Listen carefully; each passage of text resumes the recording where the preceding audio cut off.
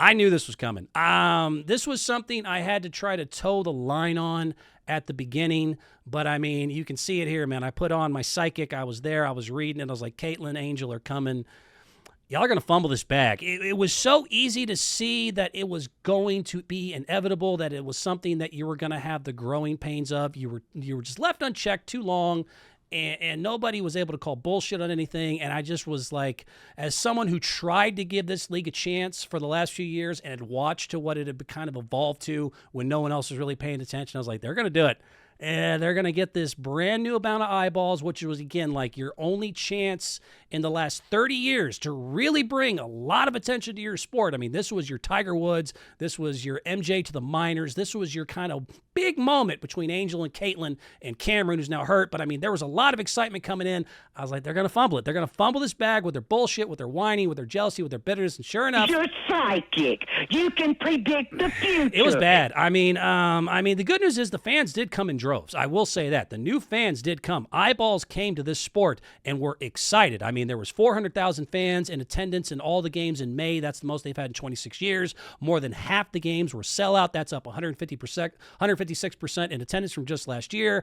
ESPN and CBS are saying they're averaging 3 times now more than what they used to television-wise, 1.32 million viewers. WNBA.com, the merchandise site, was up 756%. Let me repeat that one more time. WNBA.com's merchandise sales are up 756%. This is the Tiger Woods to golf. This is Michael Jordan to minor league baseball. That's how big a deal this was. And so all these new eyeballs came. Everyone's all excited, and new fans found out, unfortunately, what some of us who have been trying to follow for a while have realized for a long time. This is just a tough group, man. This is a bitter... they just gone unchecked. There's no one been able to call bullshit, and it's been a while, and man, it just wasn't a great introduction. It just wasn't a hot start between everything that happened with all this new attention. We could put this picture up. It kind of reminded me of, as I'm calling it, the league you didn't want to start a viewership with. I don't know how many of y'all seen Saturday Night Live, but the lady you don't want to start a conversation with at a party.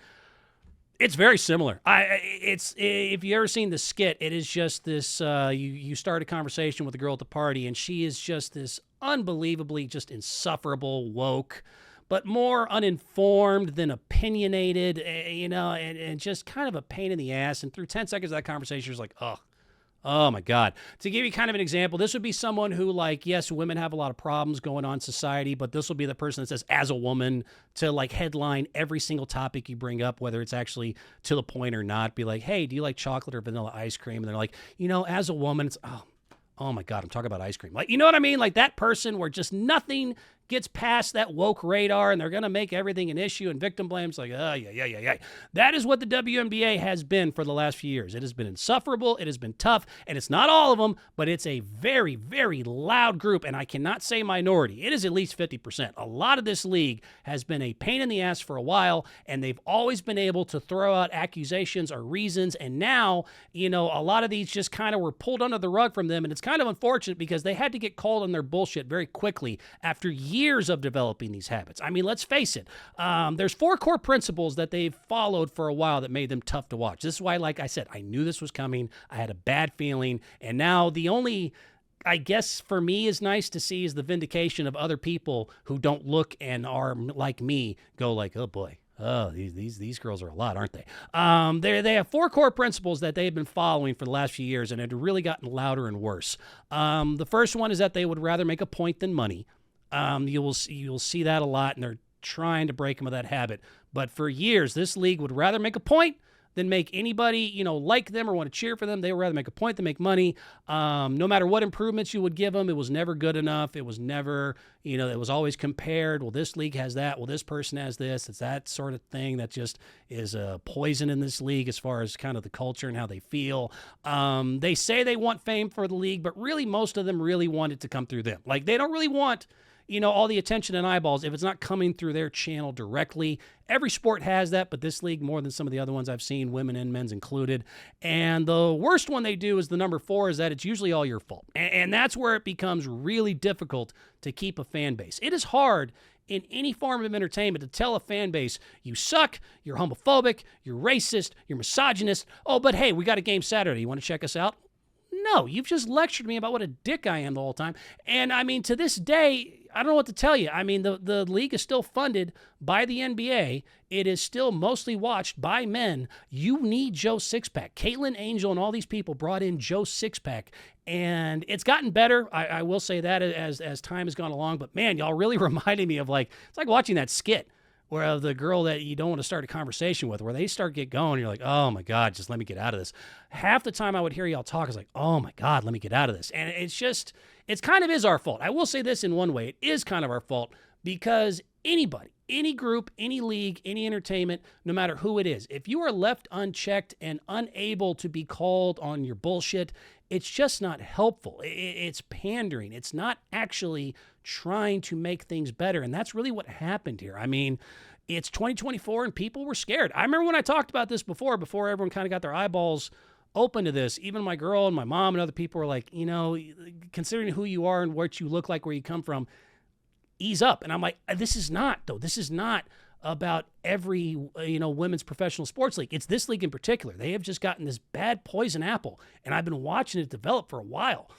And I had to even myself go but let me just try to leave it alone. Let me tiptoe. Let me dance because it's women who aren't making as much money as the men. It's obviously women of color. It's women of many in the LGBTQ community. There's a lot of things that are going on to where I am, and I think a lot of other media members decided, well, no one's really watching right now anyways. Let's just let them do their thing, leave them alone. Because why?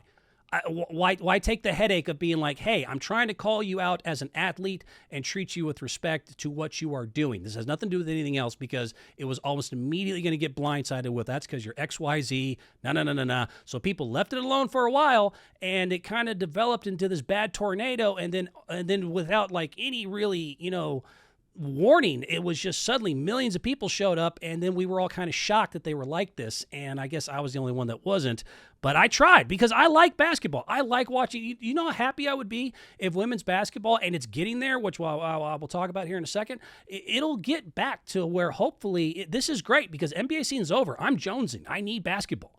And so I'm starting to get it with Caitlin and Angel, and I'll get to them. That's what makes this league fun. We need to get away from the nonsense. They are starting to get away from it. And, I mean, if this comparison didn't work for you, I had one more, Corey, if you can put it up just for fun, then I'll get into what exactly I'm talking about. Because it kind of reminds me of trying to Restaurant Impossible save this league. And I don't know if anyone watched that show, Restaurant Impossible. Poor Robert Irvine, Corey, you never say it. Well, anyways, he would go to these struggling restaurants, and he'd be like, man, for 25 years, we've been hemorrhaging money and we don't know what we can do. And it's a family thing. And we all love each other. And God, we could really use some help. And then Robert will look around and he'd be like, well, maybe you shouldn't do, I see you have 8-pound burritos you're selling for $1.50 and 80% of your space is like a giant disco ball. Maybe we should. No. Hold on now. We want to make more money, but this is how we've always done things. This is how we've always done it. How dare you come in and take away what we do and who we are and what we're about? And Robert's just banging his head against the wall. He's like, well, I mean, you're the one telling me you're bleeding. You're the one telling me you want to make money. You're the one telling me you want to be successful. I'm trying to show you how other leagues and other restaurants got successful. And instead of being met with that, so this is very human. I don't even want to really pick on the WNBA because they're not the only business who had a lot of new people and new ideas come in and be like, hey, we've done this for a long time. We've worked really hard. We deserve our money, attention, and respect without having to change everything about who we are and what we're about. They're not by any means the only humans who have been susceptible to the idea of all this new influx of change and being met with whoa, slow down. There's a way we've done things here for a long time. We're not sure if we want to do every single thing y'all want to do. And there was a lot of pushback and hesitance and resistance, and I think it's slowing down. Again, I think finally that they've gotten over that hump between Angel and Caitlin. Cameron unfortunately got hurt, but I mean, I think there's a lot more openness and respect to it. But I mean, this was bad habits that I've been wanting to talk about for a while, and it's just easier now because everyone's starting to see it. So I had a few videos to kind of reiterate my point. Then I'll get to actually, I'm going to get positive, I swear to God. One of the first ones, I went to this, I talked about this before, and actually, I think Corey even asked me, you want to see the video for it. This was, if you want to talk about all the negative and all the bad kind of attitudes and things that were going on, you can put it all in the Phoenix Mercury in the last few years. If you've been following the sport, just look at the Phoenix Mercury by themselves. I'll give you 3 examples of exactly what I'm talking about. So the first one This was head coach Vanessa Nygaard. This was last year before she got fired. And again, Brittany Griner had a return game after all the problems and, going to Russia and getting caught. And it was really a ticky-tack thing. It was more a political thing. She was put in there unfairly. But we traded the Merchant of Death to get her back. We didn't just trade back, kind of tit for tat here. It was the Merchant of Death for Brittany Griner. And not everyone was happy about it, to be honest. There was that Paul Whelan guy, and he's still, from what I understand, stuck there getting beat up or God knows what. He's still been left over there. So, again, it was a controversial decision on its own, but I remember when she came back, I watched it, a lot of people watched it, and 12,000 people showed up. It was the most attendance they had had in a long time to see Brittany Griner, and it was like, yay, this is great, right? Well, first thing the head coach, Nygaard, said was this. Corey, click it for me. This is just exactly what I'm talking about. It was great, but, honestly, come on, LA. We didn't sell out the arena for BG. I expected more, to be honest, right? It was great. It was loud. But how was it not a sellout? How was it not a sellout? Like I said, make a point before they make money. Not all improvements are good enough, and it's all your fault. I mean, rather than just be like, hey, 12,000 people, the most we've had in a long time. We want to appreciate y'all for coming out. This is awesome. We really, look forward to more support going forward. Brittany and I, the organization, we love seeing you out there. We can't wait to get out there next time and see you all there. Something along those lines. No, instead she decides to go, God dang, you guys can't sell out. What's wrong with you? And again, it was a controversial decision. This was not something that was universally accepted by the entire United States as like, hey, I'm glad we did it. I personally was. I was glad to see Brittany come back. She was obviously held over some bullshit, and it wasn't really fair to her, and she didn't deserve to be there. Everything I've heard about her and seen, she's a nice person. She didn't deserve what happened to her.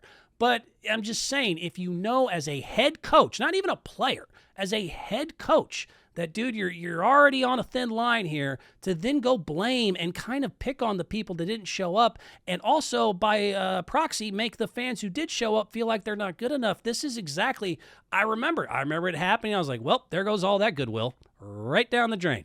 And so that was one. The next one I remember, this actually came out this year, so this is a new one. They just got chartered flights. And so, a lot of people, were excited for them. Caitlin Clark and Angel and all this new attention. The WNBA decided to finally give them the chartered flights that they had been asking for, even though, again, they are continuing to not make money. It's even more than it's been in previous years, too, by the way. $50 million now they are losing to just usual their $10 million. But they've given them the chartered flights.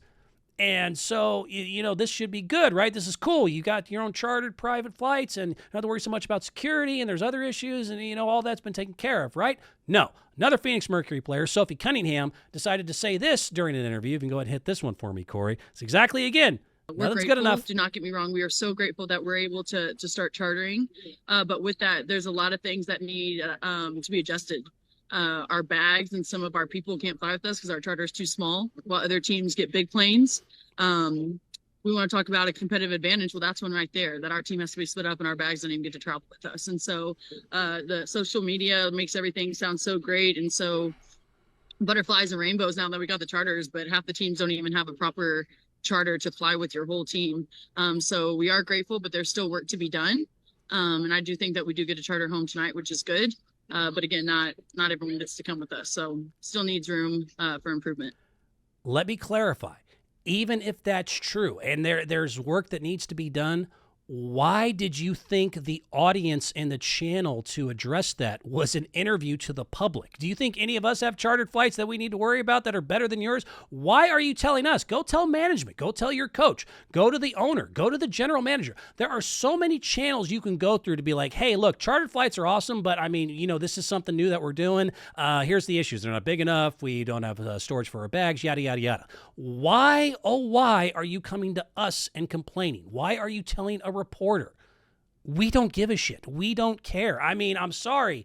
There's too many people that are having too many of their own problems. They don't have AC in their car. Now they got to hear a WNBA player who just got handed chartered flights, which, by the way, had nothing to do with Sophie Cunningham. It had everything to do with another player on an entire another team in an entire another city. And now I have to listen to you tell me how hard your life is. This is something they've been doing for a minute, and it's a turnoff. Like, listening to it, I get like, oh my God, really? Your chartered flight isn't great enough? And again, I have to reiterate, even if everything she said was true, this is not the channel.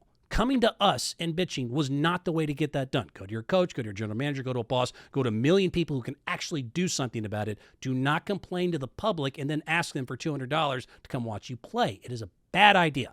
So again, this is something that's been building for a while. And the other one I want to talk about again is my girl, Diana Taurasi. Shout out to Diana. I'll get to her in a second. A lot of people, this is, she's going to address, like I said, the WNBA likes to make a point sometimes rather than make money.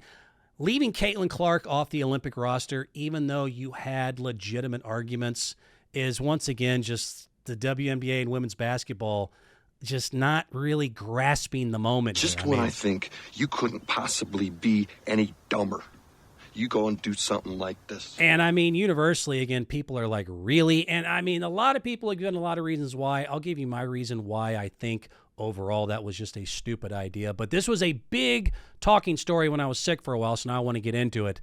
The Caitlin Clark season so far, let me just say, in general, has been kind of a microcosm of that situation and the WNBA as a whole handling the greatest thing that they've had handed to them in 28 years. They started her off with the season from hell. A lot of people have covered this, but in case you don't know, their first 9 games were in 16 days. They had by far the most game played of anybody else in the WNBA. They were not even able to practice because they had no time in between games. 7 of their first 9 games of those 9 in 16 days were against the top 4 teams in the league: the Sun, the Aces, the Liberty, and the Storm, who had a combined record of 20-6. This is already a bad team who had the number 1 pick the year before that, and then you suddenly put them into murderer's row with the Golden Goose. And of course, they get off to a bad start. They start off 1-8 or 1-9. But you guys knew what you should have been doing. You had the schedule. Everybody knew long before they made that schedule what was going to go down. Caitlin's going to go to Indiana. We need to get them off to a good start. Let's make her look good. Instead, they put her against murderer's row, where they had no ability to practice, 9-16 against all the top 4 teams in the league. And girls, boy, another thing too, a lot of misplaced trauma and anger was coming at Caitlin specifically. Angel caught a little bit of this too. Just overly guarding this poor girl like she's Steph Curry in Game 7, and it's the NBA Finals, man. These girls are double, triple team, and they're hip checking her, they're rocking her, they're cheap shotting her. The one girl I remember on the Sparks missed her free throw. She still had another one to go. She's already running off to guard Caitlin Clark because she's so excited. So there was even that included. There was a lot of misplaced everything was kind of myopically put in her direction of oh, where are these new eyeballs and why didn't they respect us before? No. I'm going to take it out on this little girl from Iowa. It was a lot of things in a row. Her teammates didn't play well, by the way, under that first run because of the pressure and the bright lights and all the audience. But again, they started her off with the worst possible way you can start things off. And as usual, she didn't complain, didn't bitch. This is one of the reasons a lot of people like Caitlin, is while everyone else made excuses, while everybody else did a lot of things for her, every time you put a mic in front of her, I don't know Caitlin Clark personally. She might be the biggest asshole on the planet. All I know is she is great in front of a microphone. She is great when you put somebody to ask her any sort of tough question. She always will deflect to her teammates and just be happy to be here. And maybe it's because she had the attention for a while and she's used to it, and some of these other ones don't have the media training yet. But Caitlin knows how to handle a microphone in a lot of ways. A lot of these other stars don't. And I'll include the men in that. Jason Tatum repeating everything besides his own thoughts. Caitlin can always give you the right answer, nice and concise, always defer to her teammates, make it all about the league and not her, does a great job at that. But in the end, they figured it out, which has been nice to watch. The Fever are now 5-2 in their last 7. Aaliyah Boston's been figuring it out too. The Rookie of the Year from last season has been playing phenomenal, 27-13 recently, 19-14, 22-8. Mitchell is a very impressive player. Smith, the Indiana Fever games have already, if you needed to understand impact, let me just hit you with this fact. This should do everything I need to say. The Indiana Fever have already broken all 6 major networks that broadcast them, their viewership ratings ever in their WNBA history. That's really all you need to know about how much new attention and eyeballs was coming their way. NBA TV, ION, ESPN, ABC, ESPN2, CBS have now all bragged with just, not even damn the half season mark yet. They already all have now the 6 most watched the 6 most viewed games ever in all those individual networks' history. So every one of those networks now can brag they had the most watched game. Every one of them was the Indiana Fever. Caitlin, by the way, is on her way to Rookie of the Year, although there's somebody making a beef out of it, and this is where things are getting good again. But, I mean, Caitlin, even with everything you put in front of her, she's on her way to Rookie of the Year, second in All-Star voting. She's first amongst all rookies in points, assists, 3 points made. She shoots from an average distance, by the way, 3 points made from 28 feet out. That's actually farther back than even Steph Curry. She's 14th in the league in scoring at 16.3 points per game. She's 4th in assists, 6.6 assists per game. She's 5th 3 points made in the entire league, not just rookies. She's the first rookie ever to get 35 and 5, first rookie ever to get 15, 10 assists and 5 3-point made. Milestone, Rookie of the Year. She's cruising. Her team's cruising. They're right one game out of the playoffs now. Indiana Fever look just fine. But all that being said, let me rewind back to what the last thing I wanted to talk about, Diana Taurasi and the Olympics and her not making the Olympic roster. Because people have already made a lot of the other discussions. There's something I have a personal beef with and what I would like to see with a big game coming up. But they asked Diana right after the announcement was made. They said, hey, Caitlin didn't make the Olympic roster. How do you feel about that? And as most of the girls in the WNBA have done that really don't like Caitlin, she started off great. Then she went into her bullshit. So go ahead and play it, Corey. This is them asking her about Caitlin not making the roster. One thing I can say is it's always a hard team to make no matter what. You go down the line the last 20 years and, USA basketball is special. A lot of people sacrifice a lot of their time throughout the year in camps and, in the junior basketball system. So again, all good so far. She can't help herself. Because you were young yourself, and tell me if I'm wrong. Weren't you named to the roster as soon as you graduated, right? You were young. Yeah. After I won 3 national championships in a row, I was named. Jeez. So how did you deal with that? I mean, I know Caitlin's. So again, they now cut to her. So again, started off nice. Started off like, hey, it's tough to make. There's a lot of deserving women. There's the juniors and this and da-da-da-da-da. And then the interviewer goes, well, yeah, you actually got voted on your rookie year to the Olympics. And she's like, oh, yeah, because I won 3 national championships in a row because Caitlin Clark didn't win a national championship. Then she had that big-ass smile on her face. They spill that tea just a little bit, just enough. But I catch it. And do you really want to go there? And this is what bothers me, and this is what I guess my overall point was, is that even though I can understand the reasons why, even though statistically she's actually doing better than Diana Taurasi, so if anybody deserves to be replaced, it's actually her specifically. But, I mean, Diana Taurasi with her 3 national championships, if you want to brag about it, let's keep it a buck. You had the best rosters of any women who have ever played college, literally ever in recorded history. This is not my words. You can Google all this yourself. The first national championship she won was with Sue Bird and 4 other girls who were drafted in the top 6 the next year. I want to repeat that one more time. When Diana Taurasi won her national championship, she was with Sue Bird, and 3 of the other girls were all also top 6 picks in the next year's WNBA draft. That first year she won was considered actually in recorded history as the greatest 5 college women to ever be on the same floor at the same time. She went to UConn. She was surrounded with All-Americans. It is like Will Perdue. I'm sorry. Well, she's better than Will Perdue, but you get the point I'm saying. This is, you did not do this on your own. Angel Reese, as much as I'm starting to become more and more into the Angel bandwagon, I'm starting to dig her more. When she won at LSU and she was bragging, yeah, we beat Caitlin. Just so you know, they had the #1 recruiting class in the entire country that year. The next year, when South Carolina beat them in the final, Caitlin, again, had nobody, not one All-American. Caitlin Clark, only time, the closest she had to an All-American's help was the 39th best recruit in the sophomore girl in Stolke. That's the highest level besides Caitlin. The only reason Caitlin went there was because she's from there and she had personal reasons for it. She liked to coach. But, I mean, other than that, she had no help whatsoever. Meanwhile, Diana Taurasi was surrounded by the greatest women ever lined up in recorded history. Angel Reese and LSU had the #1 recruiting class that year. When South Carolina beats them the next year, they had just come off a season where 5 of their women were drafted in the WNBA draft the year before that. So all the reasons and bitching and things that I've heard, and Diana Taurasi's comments specifically, I would just want to say this. There is an all-star game coming up this year. Why is that important? Because this is something I didn't know they do in the WNBA when the Olympics roll around every 4 years, because it hits in the middle of their season. They have to find somebody to play against in the All-Star game. The All-Stars play the Olympic team. And this year, Caitlin is 2nd in All-Star voting, and along with Angel Reese, who's like 7th. So they're going to be on the All-Star team, and they were both excluded from the Olympic team.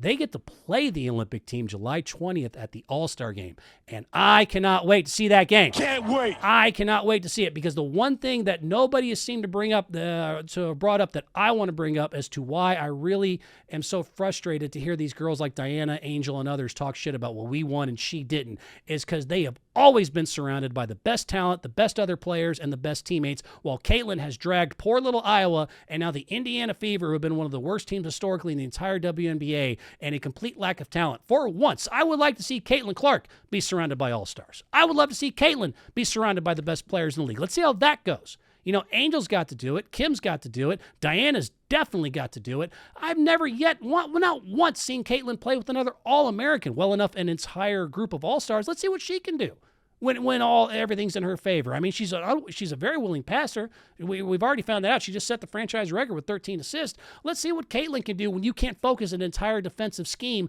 completely on her and double and triple team her, because she's surrounded by other good players. Diana's had other good players. Angel's had other good players. Cardoso's had other good players. Almost every other one else that's had something to say has always had other people to back them up. Caitlin has dragged these teams kicking and screaming by herself and damn near won 2 national titles with little-ass Iowa. And again, the only other help was the 39th overall recruit versus the number 1 recruiting. You get what I'm saying?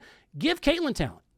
I'd love to see that. I can't wait to see this All-Star game, because she gets to go against Diana. She's going to have talent on her side. Diana's going to be on the other side. WNBA, I swear to God, if you don't give them at least 10 minutes versus each other, can't wait for it. Can't wait. Can't wait for it.